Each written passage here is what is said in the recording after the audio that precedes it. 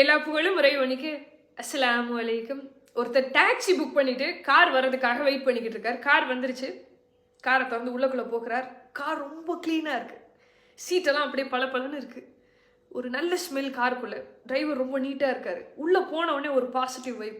டிரைவரை பார்க்குறாரு. ரொம்ப நேர்த்தியா டிரைவ் பண்றாரு. டிராஃபிக் ரூல்ஸை ஃபாலோ பண்றாரு. லேடிஸ்லாம் வந்தா வழி விடுறாரு. இது ஓவர்டேக் பண்ணிட்டு போகல. ஒரு பெரிய சிட்டிக்குள்ள இவரை போல டிரைவ் பண்றதுக்கு யாருமே இல்லைன்னு தோன்ற அளவுக்கு ரொம்ப நேர்த்தியா இருக்க ஒரு டிரைவிங். அனாவசியமா ஒரு வார்த்தை பேசலை. எங்க ட்ராப் அப்படிங்கிறத மட்டும் கேட்டு அதுக்கு பின்னாடி வேற எந்த விஷயத்தையுமே பேசவே இல்லை. இந்த பேசஞ்சருக்கு அவரோட டிரைவிங் ரொம்ப பிடிச்சிருந்தது. வாய் விட்டு கேட்டுறாரு, எப்பவுமே நீங்க இப்படி தானா? டிரைவர் இப்படி சொல்றாரு, அப்படிலாம் இல்லை சார். நீங்க ஒரு கால்குலேஷன் போட்டிங்க இல்லையா, டாக்ஸி டிரைவர்னா இப்படி தான் இருப்பாங்கன்னு, அந்த மாதிரி தான் இருந்தேன்.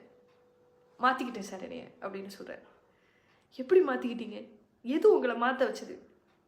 டிரைவர் இப்படி சொல்றாரு, உங்களை மாதிரி ஒரு பேசஞ்சர் என்னோட காருக்கு வந்தார். நான் அவரை வெயிட் பண்ணி திருப்பி கூட்டிகிட்டு போகணும் ஒரு இடத்துல இருந்து. அவர் எங்கே வந்தார் அப்படின்னா, ஒரு பேச்சாளருடைய பேச்சை கேட்கறதுக்காக ஒரு பேச்சரங்கத்துக்கு வந்தார். வெயிட் பண்ணிக்கிட்டு இருக்கும்போது எனக்கு தோணுச்சு, உள்ளே இருக்கிறதுக்கு பதிலாக நாமளும் போய் கேட்கலாமே அப்படின்னு சொல்லி வெளியில் நின்று கேட்கும்போது அந்த பேச்சாளருடைய பேச்சு என்னை மாற்றிடுச்சு. பேச்சாளர் என்ன பேசினார்னா, வாத்தும் கழுகும் ஒன்றா? வாத்து சத்தம் போட்டுக்கிட்டே இருக்கும், ஆனால் கழுகு சத்தமே போடாது. வாத்து சத்தம் என்னங்கிறது குழந்தைக்கு கூட தெரியும். கழுகு எப்படி சத்தம் போடும் அப்படிங்கிறது பெரியவங்களுக்கு கேட்டால் கூட தெரியாது. கழுகு என்றைக்குமே உயரத்தில் தான் இருக்கும், வாத்து எப்பவுமே சீத்தில் தான் இருக்கும். நீங்கள் வாத்தா கழுகான்னு கேட்டார்.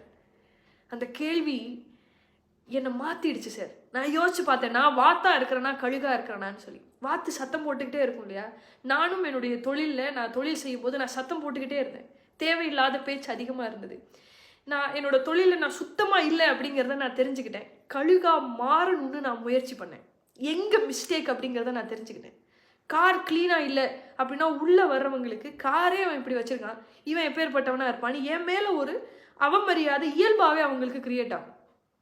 அப்போது அந்த அந்த துணியில் தான் அவங்க என்கிட்ட பேசுவாங்க. அப்போ என்ன மரியாதை குறைவாக அவங்க பேசும்போது நானும் அவங்கள மரியாதை குறைவாக நடத்துகிற மாதிரி இருக்கும். எங்கள் 2 பேருக்குள்ளே ஒரு நல்ல கனெக்ஷன் இல்லை அப்படின்னா நான் டிரைவ் பண்ணும்போது அந்த கான்சன்ட்ரேஷன் மாறும், நான் வேகமாக போவேன். அது ஆப்போசிட்டில் நிறைய பிரச்சனையை கிரியேட் பண்ணுங்கிறத நான் தெரிஞ்சுக்கிட்டேன். ஃபஸ்ட் இம்ப்ரெஷன் பெஸ்ட்டாக இருக்கணுங்கிறதுக்காக முதல்ல என் காரை நான் க்ளீனாக வச்சுக்கிட்டேன்.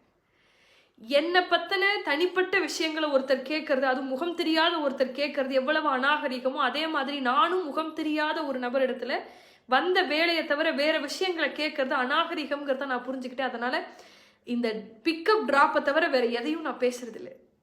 இப்போது என்னுடைய தொழிலில் எந்த அளவுக்கு நேர்த்தியாக இருக்கணும் அப்படிங்கிறத தெரிஞ்சுக்கிட்டு அந்த எல்லா விஷயத்தையும் நான் ஃபாலோ பண்ணுறேன். சார் நீங்கள் சொன்னால் நம்ப மாட்டீங்க, ஒரு முறை ஒரு கஸ்டமர் என் காரில் ஏறிட்டா திரும்ப திரும்ப நான் தான் வரணும்னு சொல்லி புக் பண்ணி என்கிட்டயே வருவாங்க. இன்றைக்கி நான் நல்லா சம்பாதிக்கிறேன் சார். வாத்திலிருந்து கழுகா மாறணும்னு முயற்சி செஞ்சேன் பார்த்தீங்களா, அந்த முயற்சியே எனக்கு பெரிய வெற்றியை கொடுத்தது. நான் தொடர்ந்து முயற்சி பண்ணிக்கிட்டு இருக்கேன்னு அவர் சொல்கிறார்.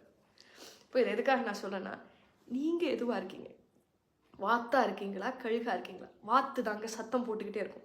ஒரு நாளைக்கு சராசரியாக ஒரு சாதாரண மனுஷன் வாழ்க்கை எப்படி லீட் பண்ணுறான் அப்படின்னா, சாப்பிட்றது தூங்குறதை தாண்டி நம்ம என்ன செய்கிறோம்? புலம்புறோம், இன்னொருத்தரை விமர்சனம் பண்ணுறோம். நல்லா ஒரு விஷயம் தெரிஞ்சுக்கங்க, நீங்கள் லென்த்தியாக பேசுகிறீங்க அப்படின்னா நீங்கள் பிரில்லியன்ட்டுன்னு அர்த்தம் கிடையாது. ஹெல்த்தி கான்வர்சேஷன்லாம் சின்னதாக தான் இருக்கும். சாதனையாளர்கள்லாம் அளவாக தான் பேசுவாங்க. இப்போ நீங்கள் வாத்தா கழுகா அப்படிங்கிறத நீங்கள் தான் சொல்லணும். யோசிச்சு பாருங்க. அஸ்ஸலாமு அலைக்கும்.